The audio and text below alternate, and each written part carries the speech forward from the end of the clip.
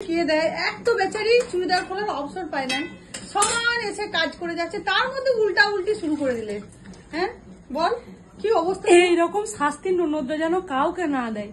এসে জামা প্যান্ট না খুলে কেটে হাতের কাছে সব রেডি করে দিয়ে দিলাম, পেঁয়াজ রসুন সবকিছু। ও মা ভালোবেসে পা দিয়ে সব উল্টে দিল। বলছে আমার বাচ, সোনা ভাইয়ের বল, সোনা ভাই সে নুন থেকে ইয়ে বের করার মতো অবস্থা। দেখো চিনি আর নুন একসঙ্গে মিশে গেলে যেমন ভাজতে হয়, সে হয়ে গেছে আমার অবস্থা। এত জিরি জিরি করে পেঁয়াজ কেটেছি, তারপর থেকে রসুন কেটে বলছে বার কর। আচ্ছা বলো, আবার সব সেটিং করলে, জলে ধুইয়ে বার করলে।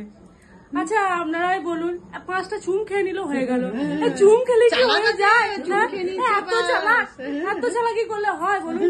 পয়লা বৈশাখে এসছি, বেশ ভালো কিছু নিয়ে আসবে, সাজবো বুঝবো, তা না খাটিয়ে নিচ্ছে। শুধু শুধু ডেকে পড়ে বলো আইনি খাটাচ্ছে, এরকম শুধু খাটাচ্ছে। আবার আমাকে বলছে তোকে কাজ করার দরকার নাই, রিয়া তো আছে, রিয়া করে দেবে। আসলে কি নিজের বোন না, নিজের বোন আরাম করুক, এরকম ব্যাপারটা নয়, এটা নয়, এটা পারে না।